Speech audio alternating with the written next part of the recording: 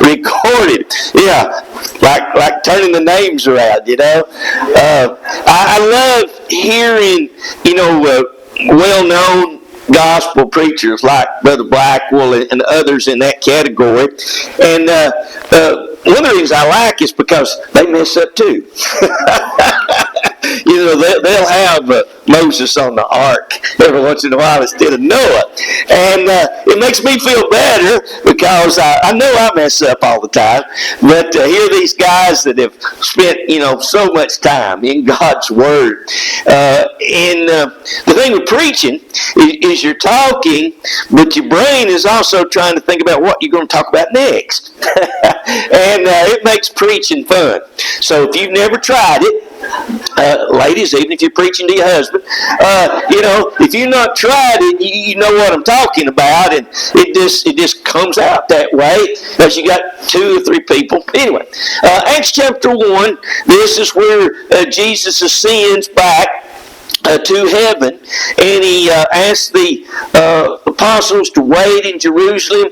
There was a group of about 120 along with the apostles that were there, and they did. Acts chapter 2 starts out with them assembling in Jerusalem and the Holy Spirit coming upon them, and they're able now to perform certain miracles.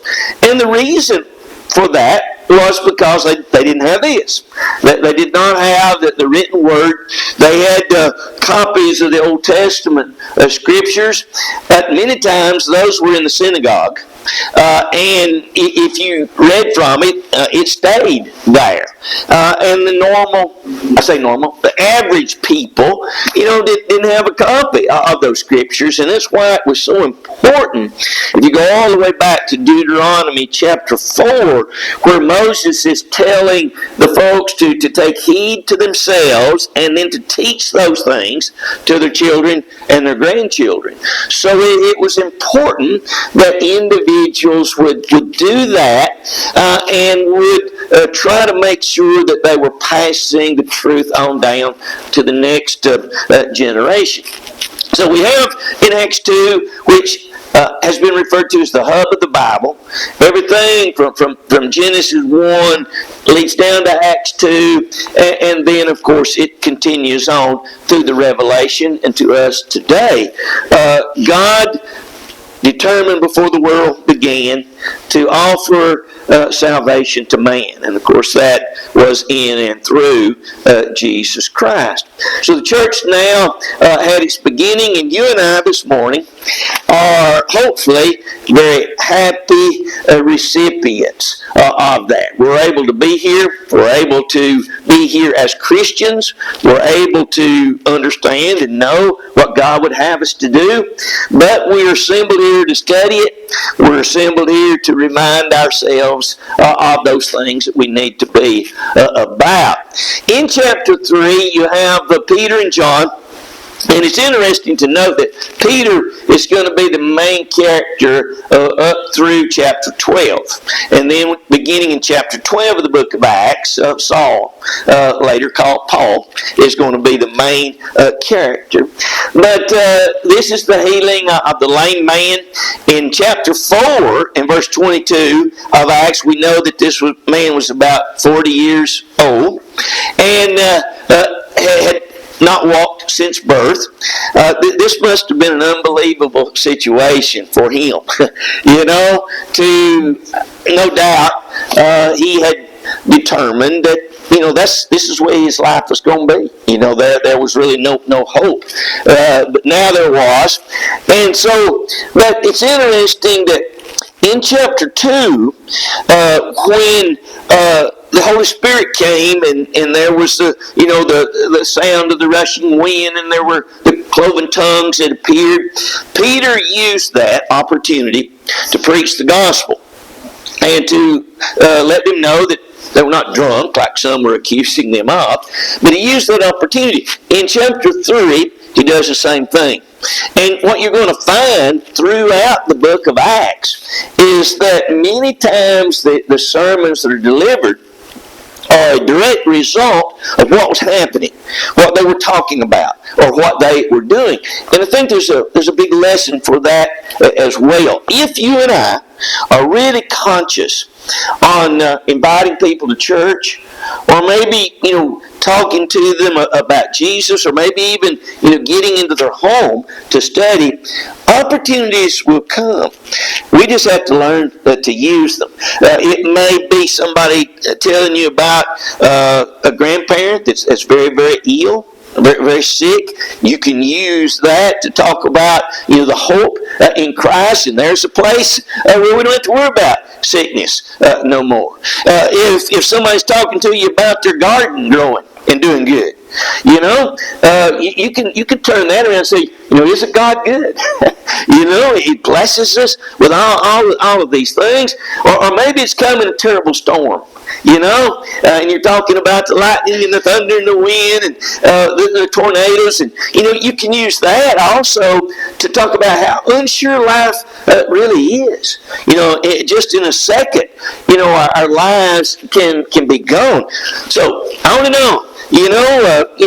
Whatever it is, if you ladies are talking about recipes, you can use that to talk about, how abundantly God feeds us.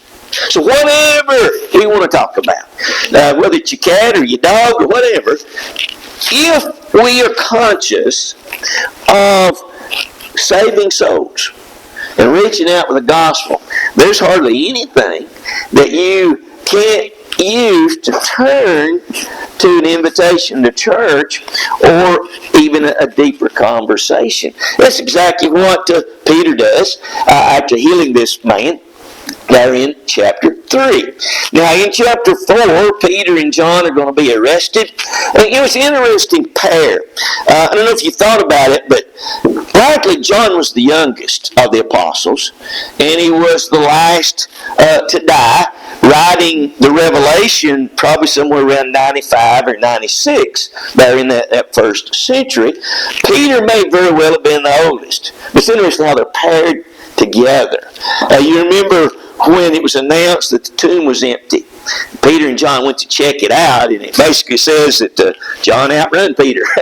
But when Peter got there, he goes right on into the cave. Sounds like Peter, right? He stick his head right in the mouth of the lion, got himself in trouble a lot. But they're paired together, and I suspect that after Peter died, that was hard on John. Almost looks like a mentor type of situation to me. But they're arrested. Later in chapter 4, we're introduced to Barnabas. And Barnabas is really going to come into the picture a little bit later. And Barnabas was one of those encouragers.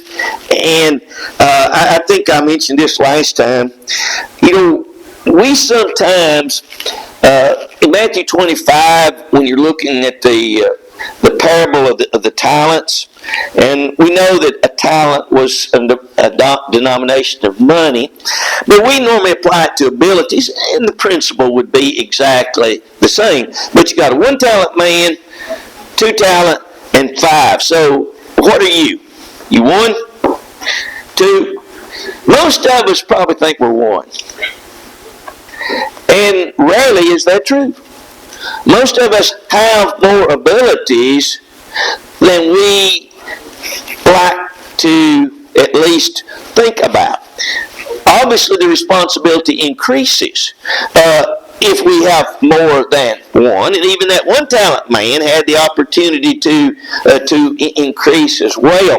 I say that to say that Barnabas had a wonderful ability to encourage, and really, that's something that all of us can do. Everybody has that ability, don't they? To encourage, to uplift, just call and let somebody know that you're praying for them. You send cards, you send a text, if you do Facebook and that type of thing. There's so many ways today that you and I can encourage. And I can guarantee you this, if nobody else has done it, and you do it, is so vitally important. There are people out there that really don't have family. There are people out there that don't go to church. And, a simple visit or a call means everything in the world. There was a sad thing that happened down in Henderson, Tennessee, 2 weeks ago, I guess it is. That's where my daughter is at, and she goes to church there. I guess the Henderson church, probably 600-700 folks, maybe 800, something like that. But she sits behind an older gentleman, and she said he was just the nicest fellow you'd ever meet. Always had candy in his pocket for the kids and that type of thing. Well, about 2 weeks ago, a neighbor noticed a newspaper or something laying on the porch, or the mail was still in the mailbox, whatever. And anyway, went to check on him and heard him holler. He had fallen. He was in the floor. He'd been there 3 days. Yeah. I probably shouldn't tell the story because it makes you feel. Nobody checked on him. Nobody checked on him. He died. They got him to the hospital, but he'd been there so long. You imagine this. You can't get anything to drink. You can't get to the bathroom. And to make it even worse, he had a son that Leo was pretty close. But, I suspect that he was probably one of those individuals that was always checking on somebody else. And sometimes those are the people that don't get checked on. We just hey, they visit and they come and they do, and then when they're down, nobody even thinks about, returning that. I bring that out to say that somebody like Barnabas is so very, very important. And you and I can be that person to neighbors and family and friends. And I can assure you this, if you are that kind of person and you do that, when you do have the opportunity to invite them to church, it'll go a whole lot better. They may not come, but if they know that, they don't care how much you know until they know how much you care. I think that's very biblical. We in this community, this congregation needs to have that reputation. Hey, those folks will help you. And those folks will come. Those folks will do. And that's something that I think all of us, need to continually work on. Acts chapter 5, you got, Ananias and Sapphira. And, of course, Barnabas is involved in that. He's given, money from the land or the property that sold. And Ananias and Sapphira obviously saw that and saw the reaction, so they want that pat on the back as well, it seems. And, of course, we're dishonest about that. And I guess there's a lot of lessons there. One is that all of us can do and maybe do more than we've been doing if we would just dig deep. Also, we need to recognize that the glory and the honor needs to go to God. And I think that's what Jesus was talking about in Matthew 6, where he talked about, going in your closet to pray. We sometimes get maybe put on a pedestal, but and that's all right, unless that's what we were working for. If that's what we're striving for, then we got an attitude issue.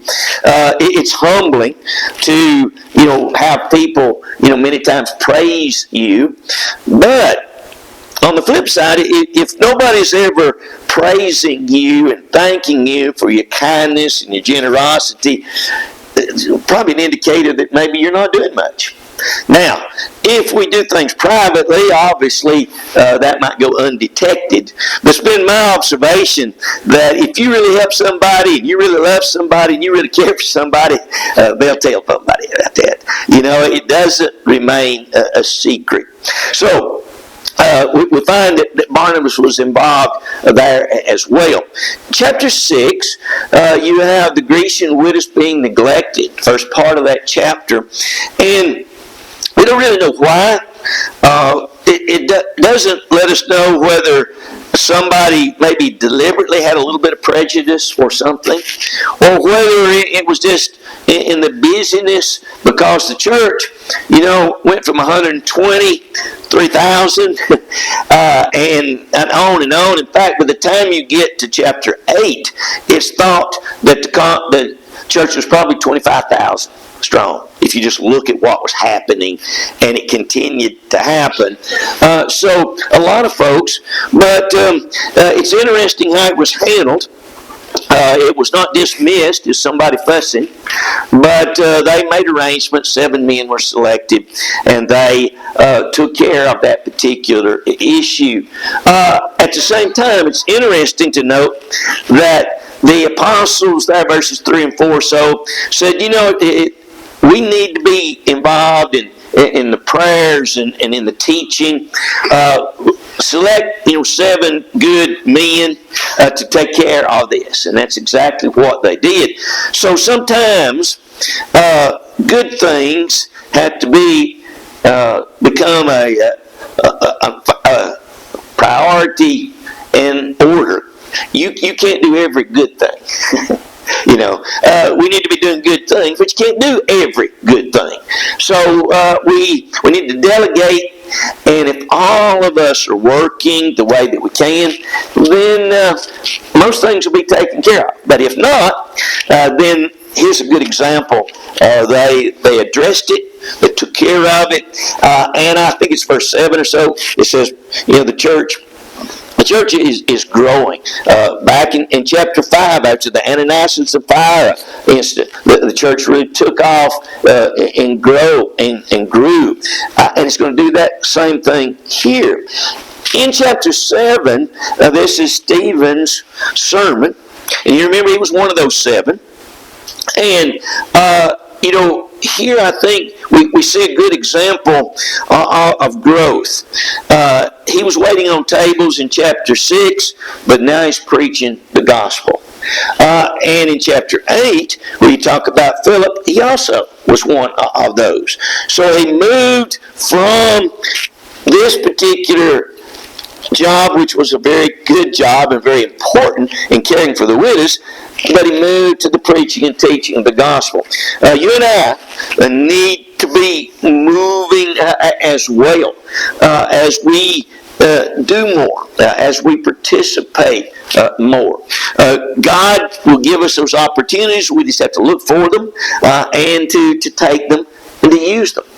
In the latter part of chapter 7, you remember that because Stephen preached the truth, they got mad and they stoned him. And so here was a man that basically, because of preaching and teaching, lost his life.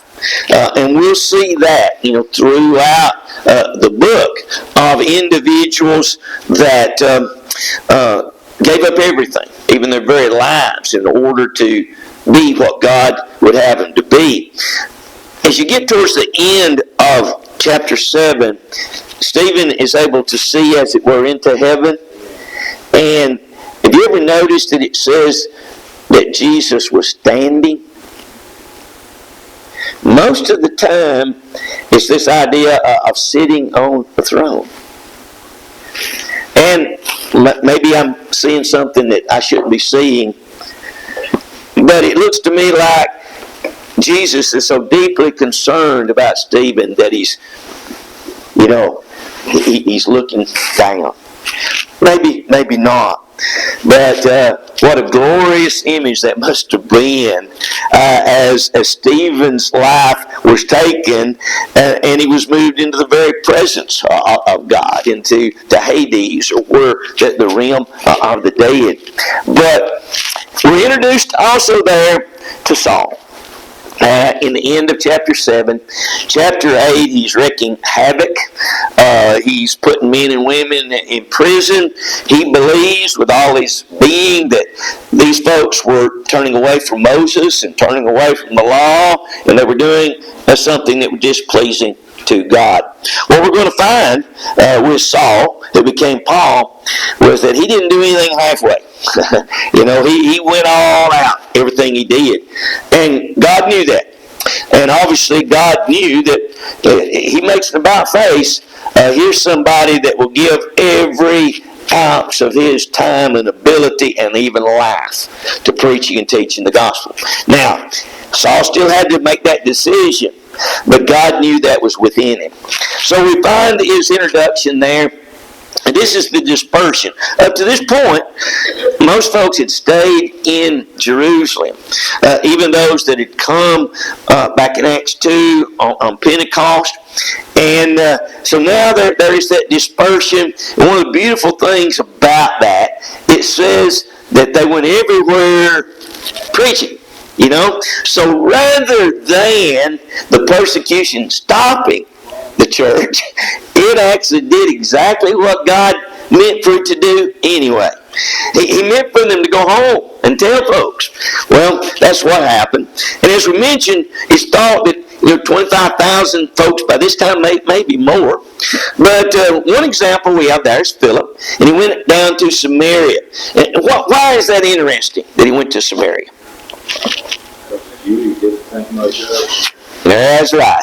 Hey, the Samaritans were lower than the low. You know, I mean, they just couldn't stand them.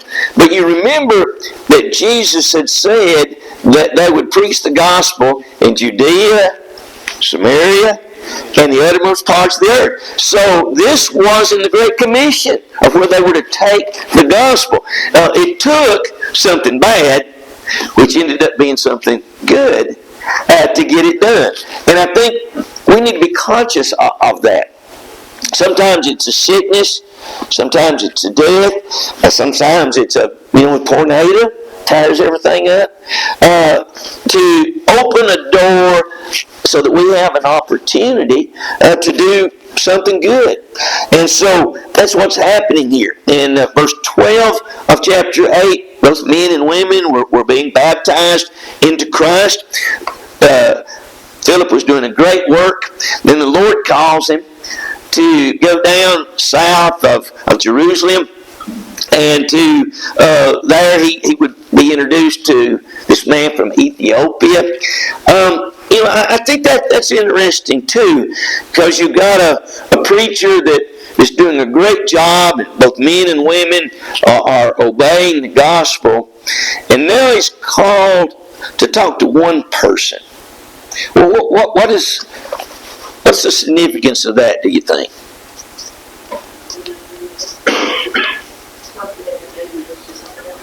Move on? And that one person would go back to theirs, like, and they He had contact with me. Yeah, most like he did, because he was head man in a way under the queen. Yeah. I think so. I think so, and also I think it impresses us that every person is important. Every person is important, and you never really know. You probably heard this old story years ago when gospel meetings, many times you'd have 20, 30 or more responses, and a lot of the tent meetings and things, and folks were being baptized. And it was during that era that this preacher preached, and one young girl, she's 12, 13 years old, she was the only one that was baptized in that meeting. And they talked about, it seemed such a failure. Well, she grew up, married, had 5 boys, and guess what all 5 of those boys did? Every one of them became gospel preachers. So we need to remind ourselves of that. And I think maybe it may be the town drunk. I did something this week that probably is not real wise, but I saw a lady sitting on the side of the road. And first I thought she might have fallen, but she had some bags. And anyway, I thought, well, I'm going to come back in a few minutes this way, and I'll see she's still here.